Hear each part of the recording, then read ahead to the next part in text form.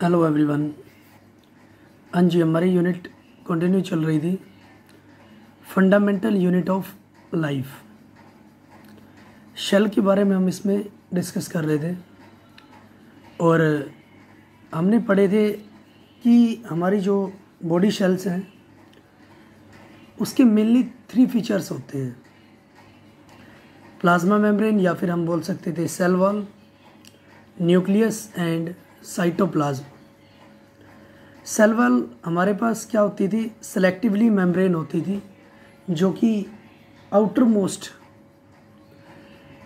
Cell की जो outer most जो वॉल होती है या मेम्ब्रेन होती है उसको हम प्लाज्मा मेम्ब्रेन बोल रहे थे।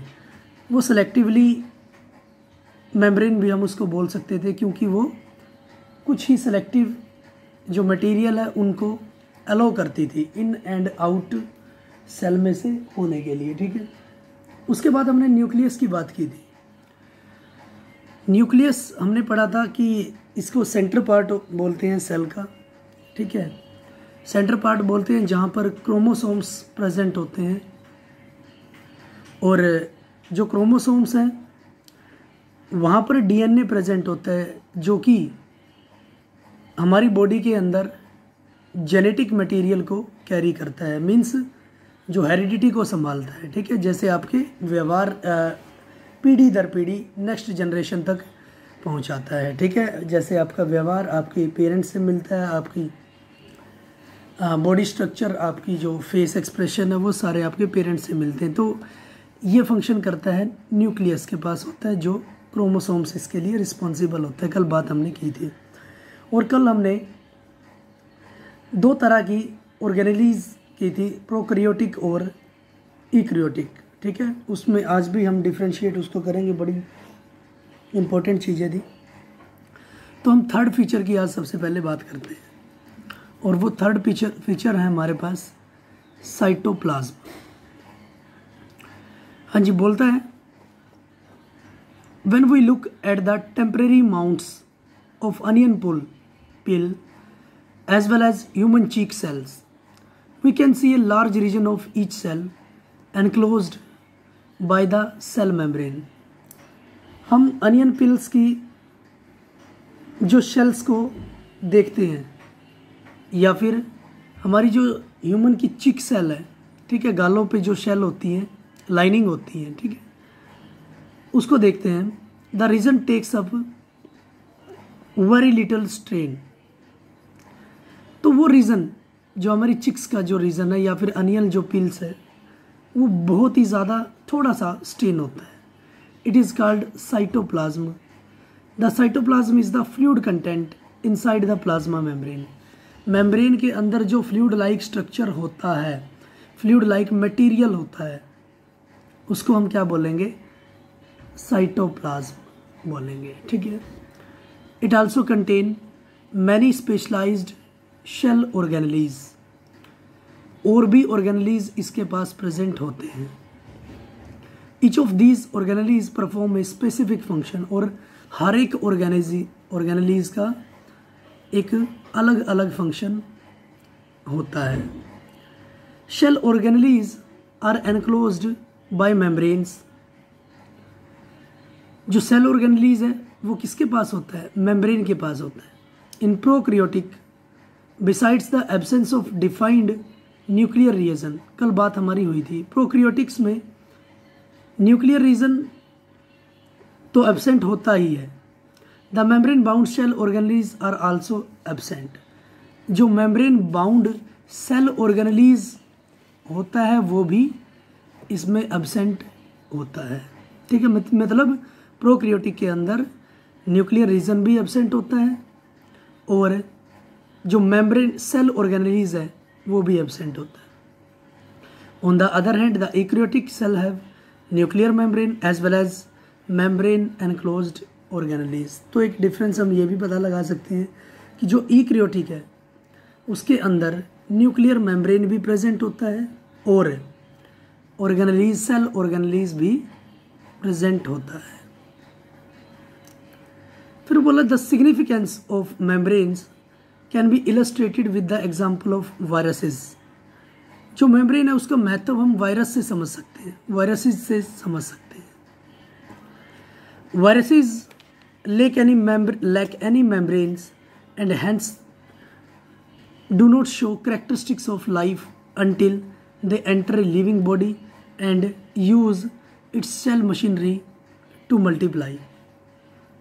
जो वायरसेस होते हैं वो क्या करते हैं, अपनी कैरेक्टरिस्टिक्स नहीं दिखा सकते, अपनी प्रोसेसिंग नहीं दिखा सकते जब तक वो लिविंग बॉडी में एंटर नहीं करते, और फिर जब लिविंग बॉडी में एंटर कर देते हैं तो वो सेल मशीनरी को यूज़ करके मल्टीप्लिकेशन हो जाती है, मींस मल्टीप्लाई होते रहते हैं, बहुत ज़्यादा क्वांटिटी उनकी होती रहती है सेल के अंदर, ठीक है। जब तक लिविंग सेल्स में नहीं जाते तब तक तो मल्टीप्लाई क्वांटिटी उनकी नहीं बढ़ती, लेकिन जब वो सेल के अंदर चले जाते हैं तो वो मल्टीप्लाई होते रहते हैं, ठीक है, उनकी क्वांटिटी बढ़ती रहती है वायरसेस के। नेक्स्ट वो बात करता है प्रोकैरियोटिक और यूकैरियोटिक में डिफरेंस। सबसे पहले साइज की बात करते हैं। साइज जो प्रोकैरियोटिक है जनरली स्मॉल होता है, 1 to 10 माइक्रोमीटर होता है इसका अप्रोक्सीमेटली साइज, और 1 माइक्रोमीटर में 10⁻⁻⁶ मीटर होते हैं। साइज यूकैरियोटिक का जनरली लार्ज होता है, 5 to 100 माइक्रोमीटर। फिर उसने बोला सेकंड रीजन, उसने बोला न्यूक्लियर रीजन डैश, और आपको पता है न्यूक्लियर रीजन अनडिफाइंड होता है प्रोकैरियोटिक शेल के अंदर। Nuclear region undefined and the nuclear region contains only nucleic acid। nuclear region contains only nucleic acid and known as nucleoid, और उसको हम क्या बोलते हैं, न्यूक्लियोइड, ठीक है। तो इस डैश की जगह हम बोलेंगे न्यूक्लियर रीजन अनडिफाइंड होता है and it contains only nucleic acid and known as nucleoid. Second उसने बोला न्यूक्लियर रीजन वेल डिफाइंड होता है यूकैरियोटिक के अंदर and surrounded by nuclear membrane, और वो घिरा होता है न्यूक्लियर मेम्ब्रेन से। इसमें सिंगल क्रोमोसोम प्रेजेंट होता है प्रोकैरियोटिक में, इसमें एक से ज़्यादा क्रोमोसोम प्रेजेंट होते हैं। नेक्स्ट उसने बोला number 4 membrane bound cell organelles absent होते हैं। सेल ऑर्गेनेलीज इसमें नहीं होते, बट इसमें membrane bound cell organelles present होते हैं, ठीक है। Membrane bound cell organelles present, clear है। ये हमारा डिफरेंस था प्रोकैरियोटिक और यूकैरियोटिक।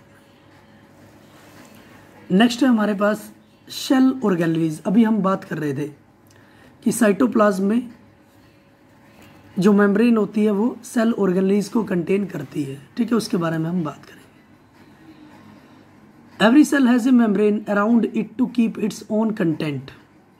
हर एक के सेल के पास, हर एक मेम्ब्रेन के पास अपना कुछ ना कुछ कंटेंट होता है, अपना कुछ ना कुछ मटेरियल होता है separate from the external environment, और वो मटेरियल उसको सेपरेट करता है, अलग करता है एक्सटर्नल एनवायरनमेंट से, अलग एनवायरनमेंट से।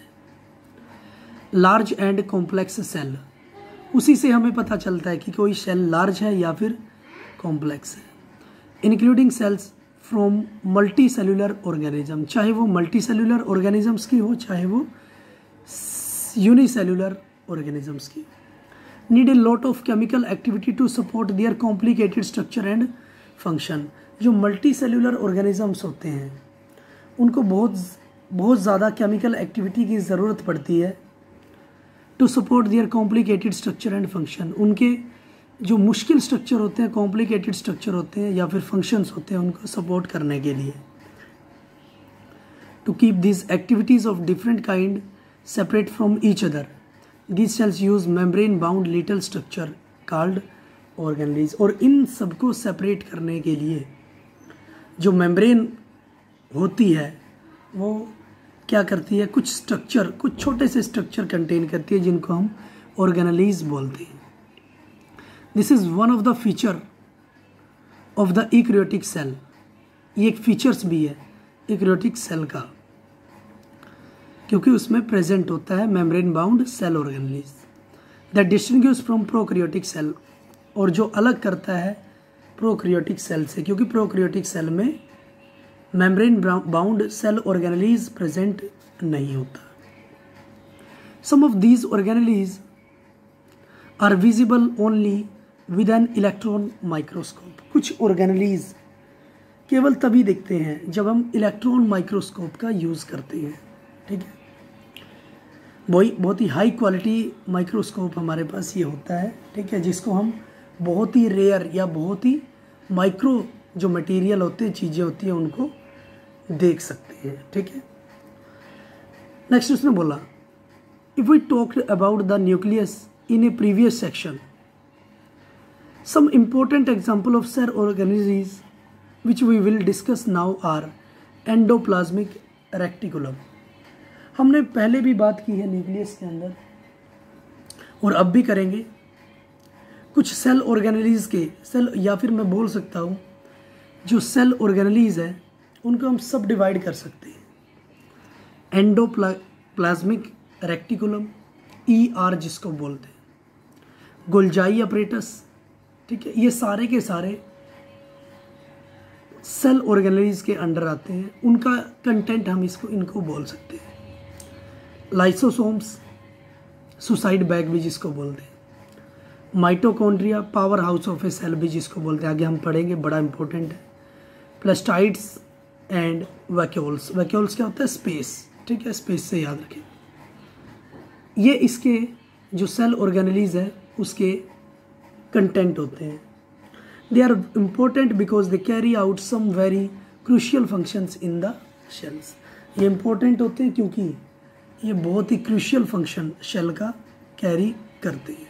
ठीक है, तो आज के लिए हमने साइटोप्लाज्म और सेल ऑर्गेनेलीज इसमें पढ़ा है। इसको बड़े अच्छे से हम रिवाइज करेंगे। तो आज के लिए इतना ही। Thank you for cooperation.